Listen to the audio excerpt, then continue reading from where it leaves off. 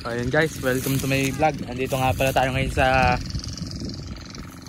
may Santo Domingo. Andito tayo sa may pakwanan nila ng mga tito ko. Ayan guys, makikita nyo yung luwang nung pakwanan mula ron sa may dulo. Ayan, mula sa dulo hanggang dito. Ayan, papakita natin yung mga ilang bunga rito. So pupunta natin yung mga may-ari doon kung gaano nakatagal yung mga pakwan dito para malaman din natin. Yun lang guys, bye bye. Kevin, huwag kayo dyan naman. Ay, ako tita. Oh! Ito, tignan mo ulit ha. Ayan guys. O, edi yun. Tanggalin mo na isa. Tanggalin mo na yan. Ito, tanggalin ko na. Ito, iititira. Oo, yan ititira mo. Pinakita ko ng dalawang ganito. Nasaglat.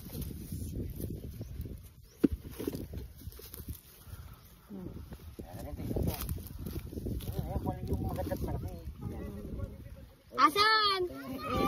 May laman!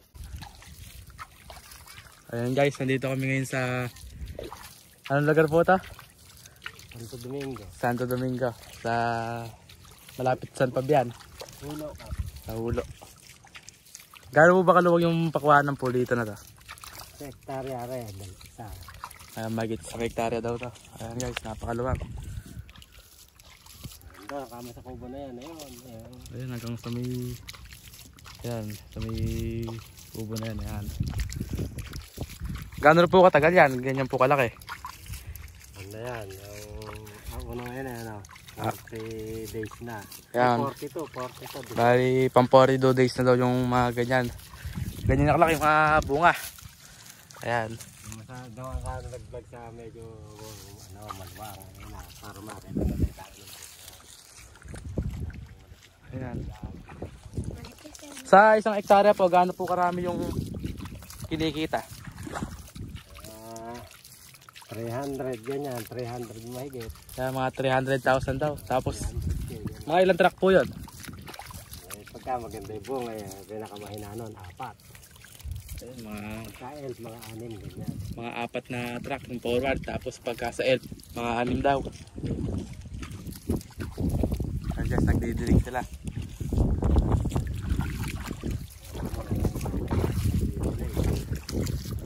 Harvest niya mga 15 pataas hanggang 20. Ng December pa. Neto lang. Harvestin na pala to ng ano? Ng mga 15 ng November. Mga hanggang 20. Ayan guys, napakadaming bunga, malalaki na. 42 days pa lang yan.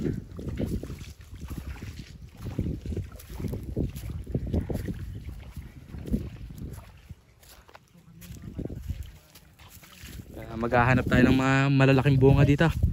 Ayan, may mga bunga na rin. Maghanap pa tayo. Let's go! Ito guys. Hindi mo na video ano. Dito sa may bukid guys. Pagka masipag ka. Tsaka maalaga ka sa halaman mo. Pwede kang kumita ng malaki. Panalo ka? Ito guys. Ayan, tignan nyo naman. Diba?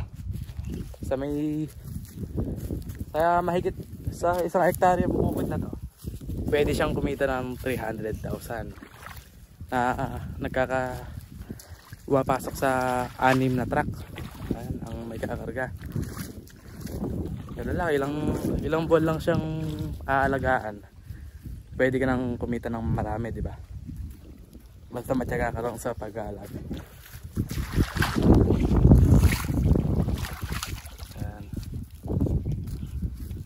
Ayan, may bunga pa rin. Napakadami.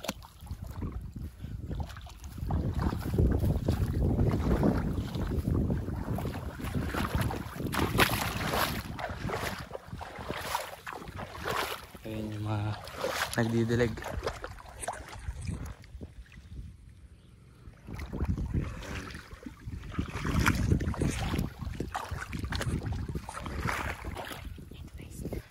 Ayan, nakikita nyo yan.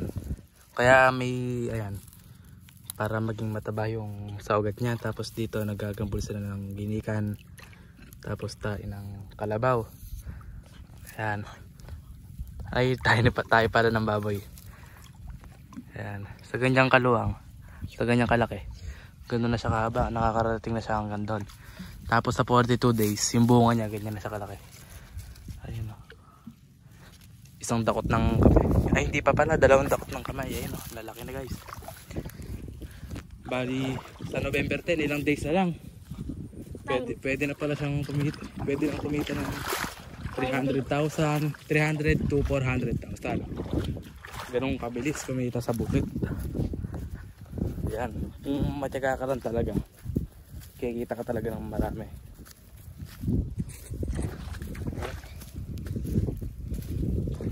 Yung mga ganyan, pagka lumalagpas siya dito, nahawi yan pag ganyan, diba? Ayan. Para hindi mamatay.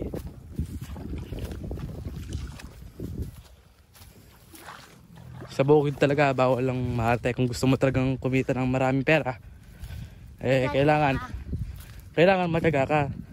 Hindi pwede yung maarte ka at ayaw mong mataba ka ng putik. Dito guys, may ayan. Kaya may nakita tayong patay. So, bakit nga ba siya namamatay? Pagka nagpapatawa kasi, dapat medyo malayo sa kunyari, ayan, puno.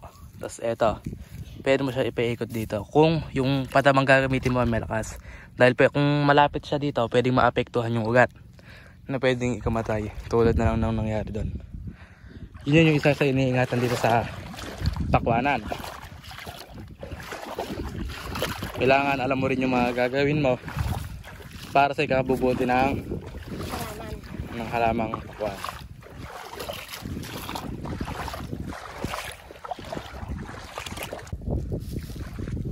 Ayun guys, dito tayo ngayon sa gawing gitna. At napakaganda nga pala nung mga tubo dito. Kaya kung makikita nyo, napakakapal, di ba? Tapos malalaki na rin yung mga bunga. Sa 10th ng November ay babalik tayo. Babalik tayo dito at papakita natin sa inyo yung magiging resulta. Kung gaano nga ba karami ang kikitain, gaano karaming truck ang magiging harvest. At gaano kadami ang pipitasin. Ayun, gaano kalaki ang kita sa isang hektarya. Ano pa rin pang isang hektarya nga ba ito eh? Pero tingin ko isang hektarya nga. Napakadaming bunga. Oh.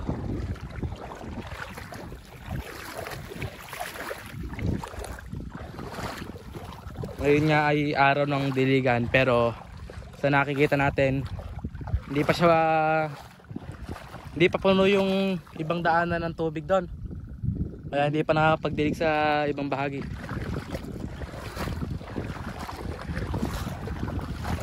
Ayan, may nakita tayong patay. Tingin ko malaki-laki kikitain nato. Tulad niya, nakikita niya, nakalagpas siya. Kailangan ninahawi. Yan. Kasi pag hindi mo hinahawi, pwedeng mamatay, mag-cause. Pwede siya mag-cause ng pagkasira ng dahon hanggang umabot ng bunog. At doon mag-uumpisa ang lahat. Yung mga ganyan nito, yan, tinatanggal to. Bakit nga ba? Para yung isang bunga, halimbawa sa isang bunga, ay sa isang puno, ayan, sa isang puno na yan, merong 3 bunga. Siyempre, paano nga ba ang mindset ng mga tao? Tatanggalin mo yung isa, pwedeng 2, tatanggalin mo yung 2 bunga para isa ay lumaki ng husto at yun yung kukuhanin. Dahil pagka 3 silang lumalaki, pwedeng maliit lang. Pero kung ayan, kung tatanggalin nyo yung 2, Katulad na ito guys. magiging malaki. Tinanggal ito guys kasi nga. Tinanggal nila kasi nga para yung isa, maging malaki, maging malusog at maging maganda ang bunga. At hindi masira ng puso yan.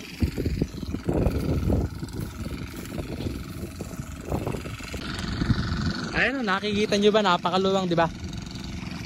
Kaya sigurado kung malaki kikitain natin. Oh guys. Dahil sa Tulad yan, ayan.